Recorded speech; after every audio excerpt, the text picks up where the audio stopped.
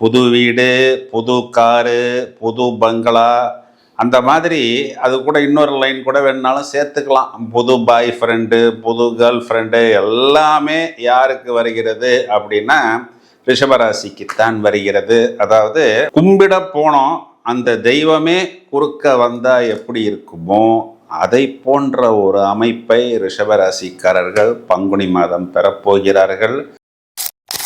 லாபம் அப்படிங்கிற மாதிரி இதனை எடுத்துக்கொள்ளலாம். மேலும் இவர்களுக்கு லாபத்தில் சாட்டன் திரும்ப வந்து உட்காருவதற்கு இன்னும் 27.5 வருடம் ஆகும். இந்த 2.5 வருஷமும் இவர்கள் பிடிக்கக்கூடிய அந்த 6 பாலிலும் இவர்களுக்கு சிக்ஸர் அப்படிங்கிறது கண்டிப்பாக ஏற்படும். நான் சொல்ற விஷயம் என்ன அப்படின்னா பிஸ்னஸ் தொடர்புகளாக சொல்லவில்லை. குறிப்பாக உங்களுக்கு பர்சனல் ஃப்ரெண்ட்ஷிப்பு, லிவிங் டுகெதர், அதன் மாதிரி நிறைய தொடர்புகள் பயணங்களில் வெளிநாட்டில் இருக்கக்கூடிய நபர்களுக்கு வெளிநாட்டில் இருக்கக்கூடிய நபர்களால் கூடுதலாக வரும்.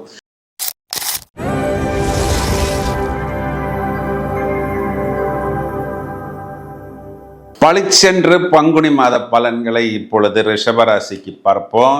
ஏதோ ஒரு விளம்பரத்தில் முதலெல்லாம் சொல்லுவாங்க பாருங்க, புது வீடு, புது காரு, புது பங்களா, அந்த மாதிரி அது கூட இன்னொரு லைன் கூட வேணுனாலும் சேர்த்துக்கலாம். புது பாய் ஃப்ரெண்டு, புது கேர்ள் ஃப்ரெண்டு எல்லாமே யாருக்கு வருகிறது அப்படின்னா ரிஷபராசிக்குத்தான் வருகிறது. அதாவது கும்பிட போனோம், அந்த தெய்வமே குறுக்க வந்தா எப்படி இருக்குமோ அதை போன்ற ஒரு அமைப்பை ரிஷபராசிக்காரர்கள் பங்குனி மாதம் பெறப்போகிறார்கள். ராசிக்கு 2ஆம் இடத்தில் குரு வக்ர நிவர்த்தி, தனம், குடும்பம், வாக்கு, இது 3மே இவர்களுக்கு சூப்பர் டூப்பர். கொடுத்த வாக்கை காப்பாற்றுவது, குடும்பத்தில் குதூகலம், குஷி, சந்தோஷம், பாக்கெட்டில் கிரெடிட் கார்டு, கடன் அட்டை இல்லாமல் பைசா வைத்து கொண்டு வெளியே சுற்றுவது, அவர்களுடைய வார்த்தையில் ஒரு தெளிவு, ஒரு பூரிப்பு. ஒரு கூட்டமா ஒரு 4 கிரகம் 10ஆம் இடம் தொழில் ஸ்தானத்திலிருந்து லாபத்துக்கு போகும் பொழுது என்ன ஆகும் அப்படின்னா, இவ்வளவு நேரம் நாம் கஷ்டப்பட்ட, உழைத்த, கணக்கு செய்த, அலைந்த, மெனக்கேட்ட எல்லா விஷயத்துக்கும் உண்டான ஹார்வெஸ்ட் அப்படின்னு சொல்லலாம், அறுவடைன்னு சொல்லலாம், லாபம் அப்படின்னு சொல்லலாம். ராசியாதிபதியே இவர்களுக்கு உச்சம் அப்படிங்கிற அமைப்பில் குறிப்பாக இவர்களுக்கு இவர்களுடைய முயற்சியினாலும், இவங்க லைஃப் பார்ட்னருடைய முயற்சியினாலும், இவங்க குழந்தைகளுடைய முயற்சியினாலும், இவர்களிடம் வேலை செய்யக்கூடிய நபர்களின் முயற்சியாலும், இன்னும் சொல்லணும் அப்படின்னா அப்பா அம்மாவுடைய சப்போர்ட்டினாலும் இவர்களுக்கு லாபம் கிடைக்கும். ஏன்னா லாபத்தில் புதன் குழந்தைகளை குறிகாட்டுகிறது. அதே மாதிரி லாபத்தில் சூரியன் இந்த இடத்தில் அப்பா அம்மா இருவரையும் குறிகாட்டுகிறது. லாபத்தில் சாட்டர்ன் அப்பாவை குறிகாட்டுகிறது. லாபத்தில் செவ்வாய் மனைவியை குறிகாட்டுகிறது. அப்போ கலெக்டிவ் ப்ராஃபிட், கலெக்டிவ் லாபம் அப்படிங்கிற மாதிரி இதனை எடுத்துக்கொள்ளலாம். மேலும் இவர்களுக்கு லாபத்தில் சாட்டன் திரும்ப வந்து உட்காருவதற்கு இன்னும் 27.5 வருடம் ஆகும். இந்த 2.5 வருஷமும் இவர்கள் பிடிக்கக்கூடிய அந்த 6 பாலிலும் இவர்களுக்கு சிக்ஸர் அப்படிங்கிறது கண்டிப்பாக ஏற்படும். கூடுதல் லாபம் இவர்களுக்கு தொழில் சம்பந்தப்பட்ட விஷயங்கள்ல பிரான்ச் போடுவது, வெளியூர்களுக்கு போவது, வெளிநாடுகளுக்கு போவது, புது டெக்னாலஜியை எடுத்துக்கொண்டு வீட்டுக்கு வருவது, அதனை இவர்கள் தங்களது தொழில் சம்பந்தப்பட்ட விஷயத்தில் புகுத்துவது, அரசாங்கம் சம்பந்தப்பட்ட விஷயத்தில் ஆதாயம், கம்மி வட்டிக்கு கடன் வாங்கி அதன் மூலம் மேலும் மேலும் நிறைய அபிவிருத்தி பெறுவது, இடம் பூமி சம்பந்தப்பட்ட விஷயங்களில் பொலிவு, அதன் மூலம் நிறைய புது வாடிக்கையாளர்களை தங்கள் பக்கம் ஈர்ப்பது, இந்த மாதிரி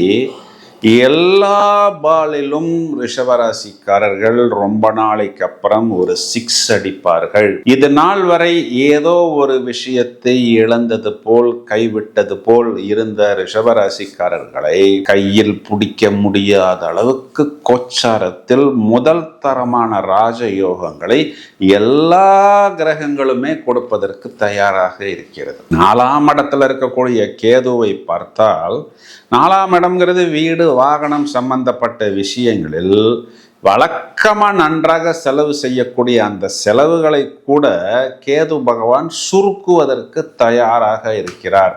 இப்போ நிறைய செலவுகள் இவர்களுக்கு குறையும் அப்படிங்கிற மாதிரி எடுத்துக்கொள்ளலாம்.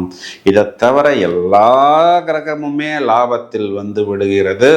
ஜீவனம் 10ஆம் இடத்தில் ராகு, அதுவும் குரு பார்வையில், குரு சண்டாள யோகம் தொழிலில்.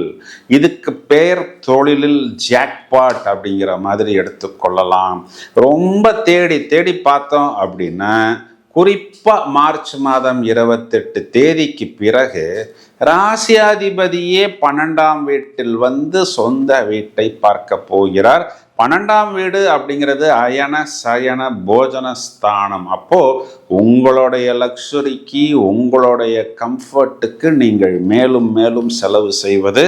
ஆனால் இந்த 12ஆம் இடம்ங்கிறது சயனஸ்தானம் அப்படிங்கிறதுனால குறிப்பா அந்த இடத்தில் இருக்கக்கூடிய சுக்கிரன் ஒரு சிலருக்கு சில தொடர்புகளை ஏற்படுத்துவார். அது மட்டும் கொஞ்சம் தேவையான நல்ல தொடர்புகளாக உங்களை நீங்கள் பார்த்து கொள்ளணும். நான் சொல்ற விஷயம் என்ன அப்படின்னா பிஸ்னஸ் தொடர்புகளாக சொல்லவில்லை. குறிப்பா உங்களுக்கு பர்சனல் ஃப்ரெண்ட்ஷிப்பு, லிவிங் டுகெதர், அதன் மாதிரி நிறைய தொடர்புகள் பயணங்களில் வெளிநாட்டில் இருக்கக்கூடிய நபர்களுக்கு, வெளிநாட்டில் இருக்கக்கூடிய நபர்களால் கூடுதலாக வரும். இதனை மட்டும் கவனமாக பார்த்து கொள்ளுங்கள். இதில் என்ன உங்களுக்கு எல்லாத்தையும் விட இந்த ரிஷபராசியை இந்த தூக்குறோம் அப்படின்னா 2-11 பரிவர்த்தனை. 2ஆம் அதிபதி 11ஆம் வீட்டில், 11ஆம் அதிபதி 2ஆம் வீட்டில். இதில் வந்து 2ஆம் அதிபதிக்கு 11ஆம் வீட்டில் நீசவங்க ராஜயோகம். இப்போ 2ஆம் இடம் அப்படிங்கிறதே இந்த காசு, பணம், துட்டு, மணி அப்படிங்கிற அமைப்பில் வருகிறது. 11ஆம் இடம்ங்கிறது லாபம், நினைத்த காரியங்களில் வெற்றி, ஃபுல்ஃபில்மெண்ட் ஆஃப் டிசையர்ஸ், அபிலாஷைகள் பூர்த்தி அடையக்கூடிய இடம். ஸோ எப்படி போட்டாலும் ஒரே பதில் லாபம். லாபம், நிகரற்ற லாபம். ரிஷபராசி சகோதரிகள் எடுத்துக்கிட்டோம்னா கணவனை குறிகாட்டக்கூடிய செவ்வாய் தான் களத்திர காரகன். அவர் 10-11 தொழில் லாபத்தில் கணவன் ரொம்பவும் பிஸியாக இருக்கிறார். பிஸியாக இருக்கட்டும் என இது அவருக்கு நல்லா சம்பாதிக்கக்கூடிய காலகட்டம். மாணவர்கள் கண்டிப்பாக கல்வியில் ஜொலிப்பார்கள். ஏன்னா இவர்களுக்கு புத்திஸ்தானாதிபதி நீசபங்க ராஜயோகம், கல்வி ஸ்தானத்தில் குரு. வயதில் மூத்த நபர்களை நம்ம எடுத்து பார்த்துட்டோம்னா சமாதானம், சாந்தி, குழந்தைகள் சம்பந்தப்பட்ட விஷயத்துல குறிப்பா அவர்களுக்கு என்ன ஃபினான்ஷியலாகவோ இல்லை ப்ராப்பர்ட்டி வைஸோ செய்யணும்னு நினைக்கிறார்களோ அதனை செய்யக்கூடிய அமைப்பு. ஹெல்த்து, வெல்த்து போன்ற விஷயத்திலெல்லாம் ஒரு அடுத்த கட்டத்துக்கு பயணிப்பது, நிம்மதியாக இருப்பது, சந்தோஷமாக இருப்பது. பரிகாரம் அப்படிங்கிறது எதுவுமே தேவையில்லை. குறிப்பா திங்கட்கிழமைகளில் மகா கணபதி வழிபாடு உங்களுக்கு நல்ல ஒரு மேன்மையை ஏற்படுத்தி கொடுக்கும். குறிப்பா அரசாங்கம் சம்பந்தப்பட்ட எல்லா விஷயங்களிலும் சூரியன் 11ஆம் இடத்தில் இருக்கும் பொழுது முதல் தரமான ராஜயோகத்தை ரிஷபராசிக்காரர்கள் பெறுவார்கள்.